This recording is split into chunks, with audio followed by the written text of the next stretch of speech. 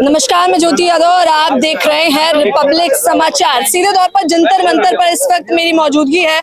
लगातार आप लोग देख रहे होंगे कि किस प्रकार से शिक्षकों का एक बड़ा ऐलान रहा है 31 जुलाई को लेकर, और वो एक्सक्लूसिव तस्वीरें इस वक्त आपको कैमरे पर नजर भी आ रही होंगी। एक तस्वीर हमने आपको दूसरी दिखाई थी जहां पर प्रशासन ने भी आश्वासन दिया कि वो बातचीत करने के इच्छुक है, और एक तस्वीर अब ये है जहां पर सीधे तौर पर क्या कुछ ऐलान किया गया है। क्या सच में जितने भी छात्र हैं उन्हें आश्वासन मिला है? और मुख्य तौर पर क्योंकि इस पूरे जो है प्रोटेस्ट को, प्रदर्शन को, या फिर ये कहिए कि एसएससी के हक और अधिकार की मांगों को लेकर आप लोग जो आए थे, क्या कुछ आश्वासन मिल रहा है? कोई आश्वासन नहीं है सर। एसएससी चेयरमैन से मिलके भी आए हैं और उन्होंने कहा है कि चीजें और खराब थी 30 साल पहले। हम भी तो पेपर देने जाते थे, समस्याओं में आप भी चले जाइए, और जो फॉर्म भर रहे हैं उस पैसे से रोड बन रही है। ऐसी बातें सर बता रहे हैं आकर के, तो कोई उम्मीद तो दिखती नहीं है। सुबह सारे टीचर्स गए थे बात करने डीओपीटी ऑफिस में, वहां से डिटेन कर लिया गया। अभी भी राकेश सर, नीतू मैम, इतने सारे टीचर्स हैं जो बस में घूम रहे हैं। हम लोग किसी तरह से बच के निकले हैं वहां से, तो वो अभी भी बस में उनको एक तरफ से दूसरी तरफ घुमाया जा रहा है। अभी पता लगा है कि नजफगढ़ थाने में जो है 50 लोगों को एक कमरे में बिठाया है।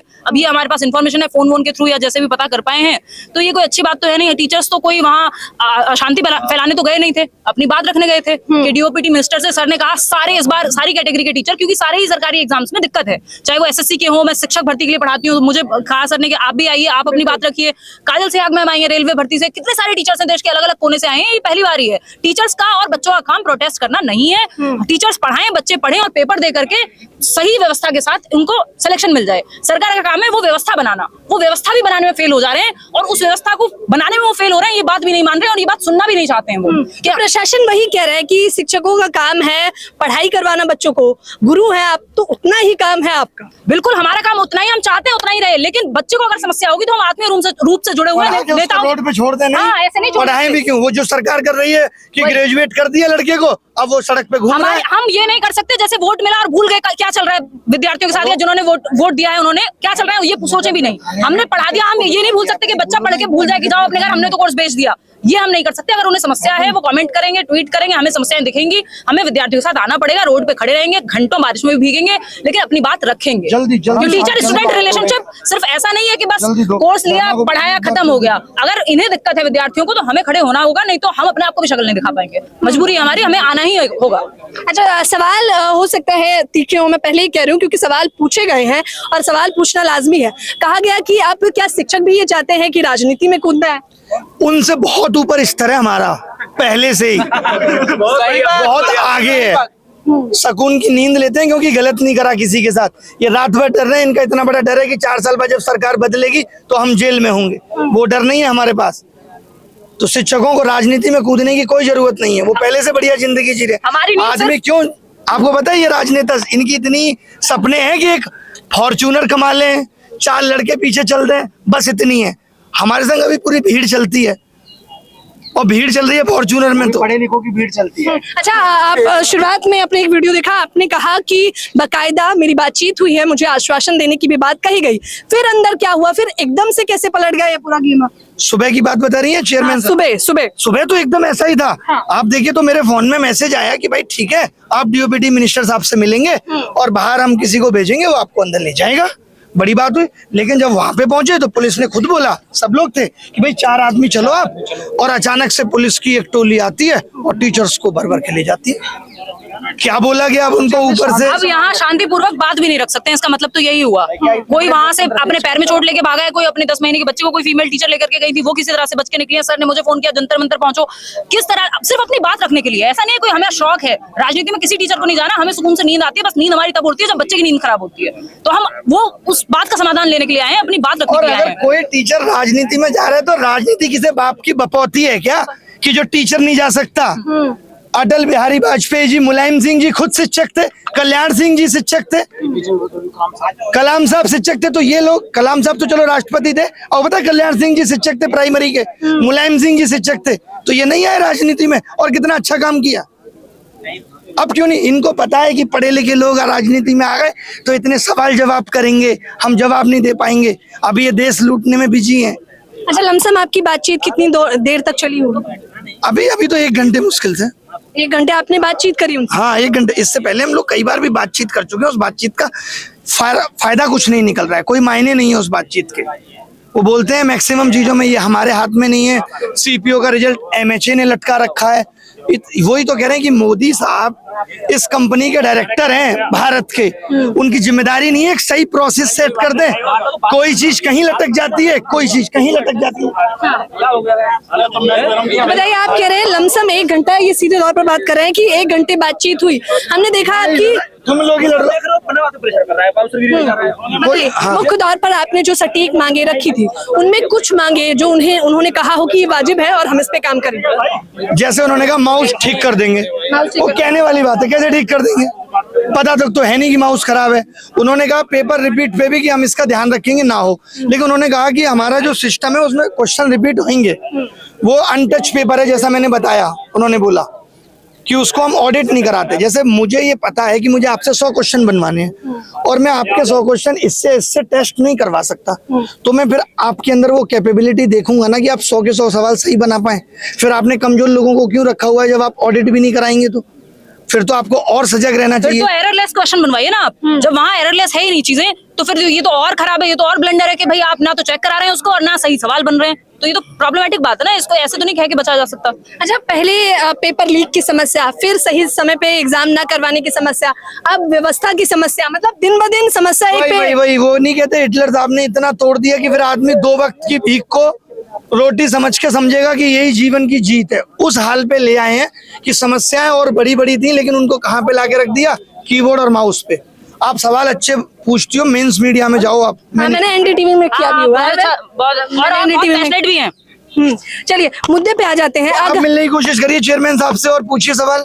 मैं कोशिश कर रही हूँ पर वो जवाब देने के इच्छुक नहीं। जवाब नहीं दे रहे हैं। चलिए, आपको तो उन्होंने कोई भी संतुष्टि नहीं की दी। इस बार तो कुछ नहीं दिया।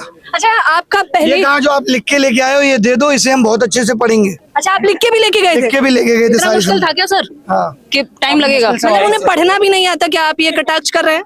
नहीं, उन्होंने कहा कि हम पढ़ेंगे बाद में ना, बाद में पढ़ के इन सारी चीजों पे एक्शन लेंगे। अभी रोड बनाने में। अच्छा, अभी एक जो वाजिब सवाल था, देखिए मुखर्जी नगर में मैंने बकायदा बच्चों का इंटरव्यू भी लिया, तो उन्होंने कहा बड़ी ही मुश्किल से हम एग्जाम दे पाते हैं और हम आर्थिक रूप से इतने मजबूत नहीं है, तो ये एक बड़ी समस्या है। तो क्या आपने उनके सामने रखी? नहीं, उन्होंने कहा जो बच्चा ये रखी सेम बात बताई ना कि जो बच्चे मिनिस्ट्री में जाके जॉब करेंगे तो वो इतना पेन नहीं झेल सकते। हम भी अपने टाइम में देखते थे, स्लीपर नहीं मिलती थी, जर्नल में जाते थे ट्रेवल करके। अंकल को ये एग्जाम्पल, एक बाबा होता था बगल में, उसको कहते थे बाबा थोड़ी जगह मुझे भी दे दो। ये सब उन्होंने बताया। तो आपको बताना चाहिए था, ये तो अमृत काल है, अमृत काल में तो सुविधाएं मिलनी चाहिए। वो इस कह रहे कि अमृत काल में यही अमृत मिल रहा है, इसको पी लो, नहीं तो जहर दे देंगे, जहर दे के मार देंगे। ये मैं अपनी तरफ से जोड़ रहा हूँ। और अच्छा, तो दिल्ली दर्शन कराएंगे हैं बस में बिठा के, उनको अपनी बात रखनी है। अभी आपके कितने टीचर हैं जिन्हें प्रशासन ने? 50 टीचर हैं। 50 हर जगह से शिक्षक आए हैं। 50 से 60 जिनको बस में घुमा रहे हैं एक जगह से दूसरी जगह, उनको अपनी बात रखने नहीं दिया गया और सिर्फ बात ही रखने गए थे डीओपीटी मिनिस्ट्री, बट उनको बात नहीं रखने, उनके डीओपीटी के ऑफिस कि हम बात रखेंगे शांतिपूर्वक ढंग से।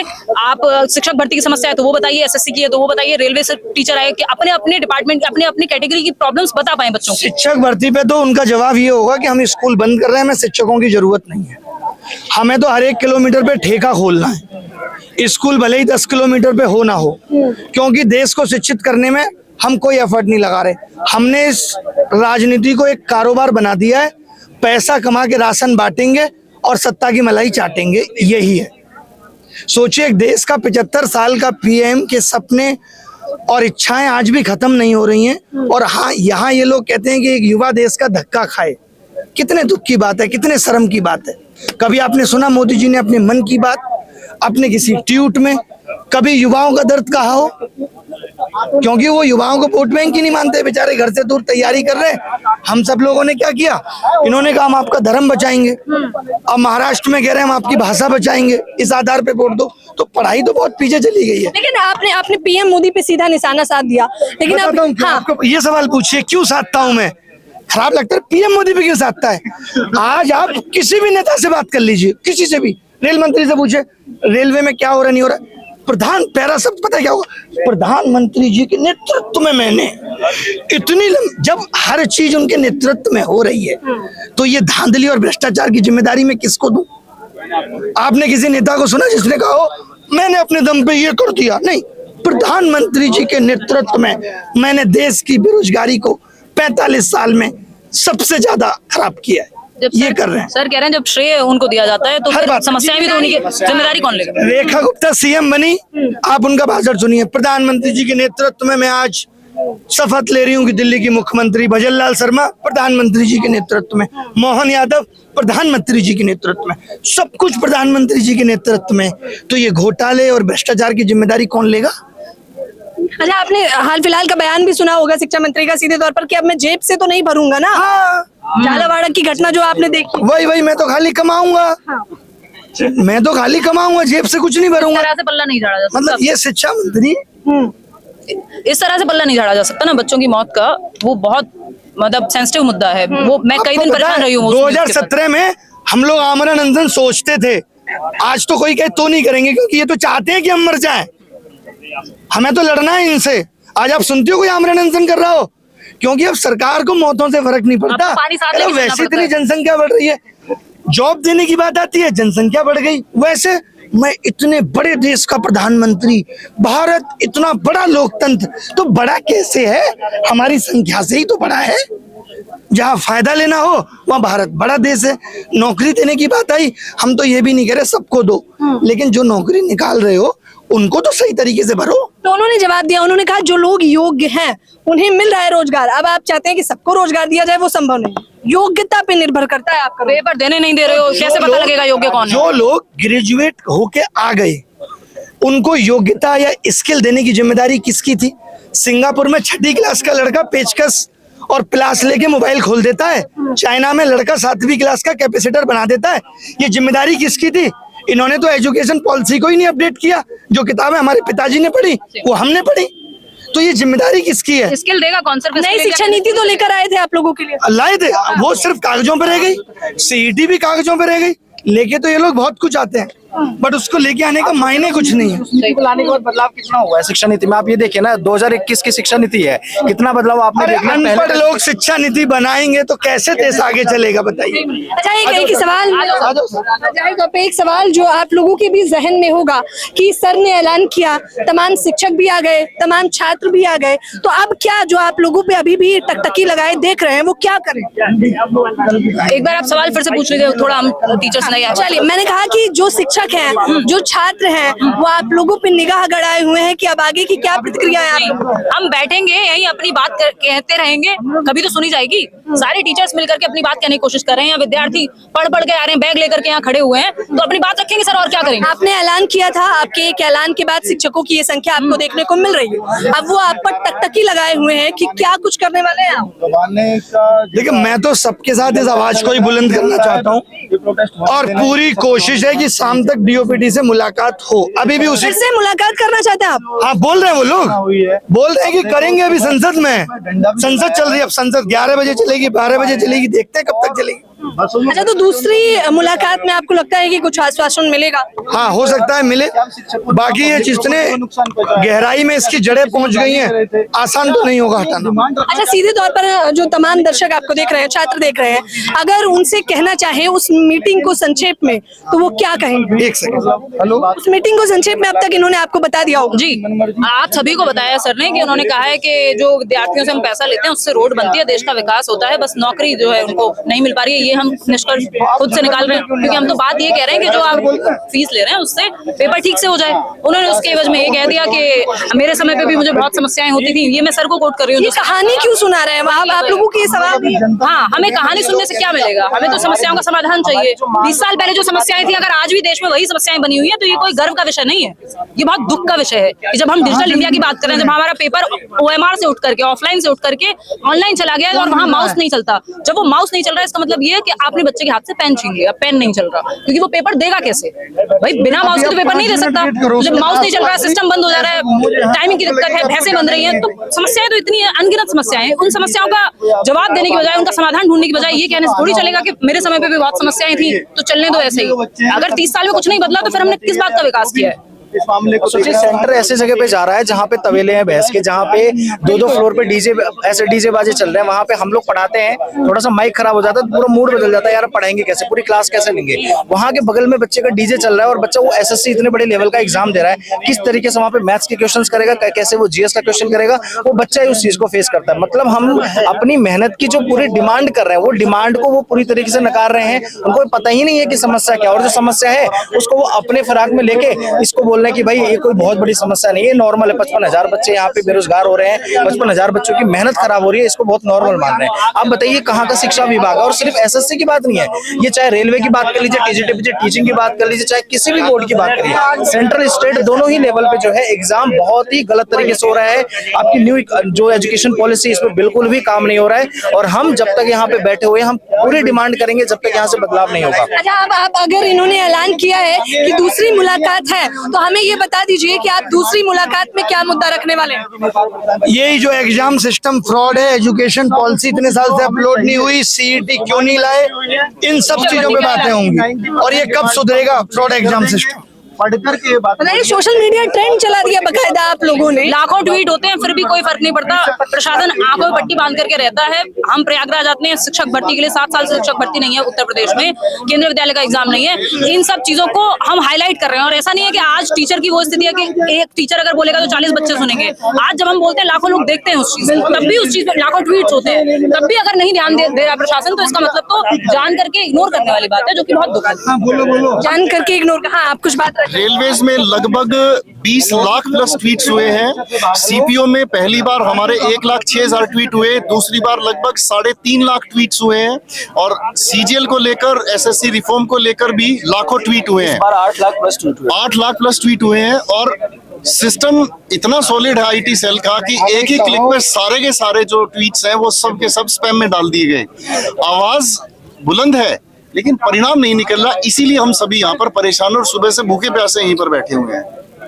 लेकिन एक बात तो आपको अब तक समझ आ गई होगी कि सरकार के कानों में जू तक नहीं रेंग रही है आपके मुद्दे। सरकार सुन रही है, सरकार तक हमारी आवाज भी जा चुकी है। ऊपर से आर्डर कहाँ का है? वही तो बस ऊपर से आदेश नहीं आ रहा है। डीओपीटी का जवाब लिखित में आ जाए बच्चों के लिए, एसएससी चेयरमैन साहब का लिखित जवाब आ जाए बच्चों के लिए, इसी इंतजार में हम बैठे हैं। आवाज हमारी जा चुकी है, वरना लाखों ट्वीट्स में हम 1 सेकंड में गायब नहीं होते हैं। इतनी पुलिस फोर्स यहाँ टीचर्स के आने से पहले डिप्लॉय नहीं होती। सभी को पता है एक चेहरे का, हर एक बच्चा लगभग हमारा पढ़ाया हुआ है, हर कोई जानता है कि आज टीचर्स यहाँ आने वाले हैं, तो सभी तक पहले से ही आवाज है। वो जानते हैं लेकिन जवाब नहीं दे रहे, उनको चुप्पी तोड़नी पड़ेगी। अच्छा, आप लोगों ने ये भी कहा कि अभी तो हम केवल शिक्षक मिलने आए हैं, तो क्या आप ये प्रशासन को अल्टीमेटम देना चाहते हैं कि अभी छात्र की संख्या और है? छात्र तो देखिए, जब शिक्षक आते हैं तो छात्र अपने आप आते हैं। आप देख रहे हैं हजारों की संख्या में इकट्ठे हुए हैं, तो ये अपने आप ही हुए। हमने, सर ने ये नहीं कहा कि बच्चा है, सर ने कहा टीचर्स इकट्ठे हों हर एक कैटेगरी के, और अपनी बात रखें कि शिक्षक भर्ती में क्या समस्या है, एसएससी में क्या समस्या है, रेलवे में क्या समस्या है। बच्चा तो अपने आप आता है जब वो शिक्षक को परेशानी में देखेगा, और हम बच्चे को परेशानी में देख करके गए थे। तो यहाँ हमारा कोई ये मुद्दा नहीं था कि हम कोई ऐसा अशांति फैलाएं या कोई बहुत बड़ा प्रोटेस्ट करने जा रहे हैं। हम अपनी बात शांतिपूर्वक तरीके से डीओपीटी ऑफिस रखने जा रहे थे, वहां से टीचर्स को ही उठा करके ले गए, तो बात कहां से रखें? वो अभी वीडियो देखा है, राकेश सर बैठे हैं वहां पे नजफगढ़ थाने में नीतू मैडम बैठी है, सारे टीचर्स बैठे हैं 50 लोग। हम किसी तरह से बचे हैं तो हम लोग अपनी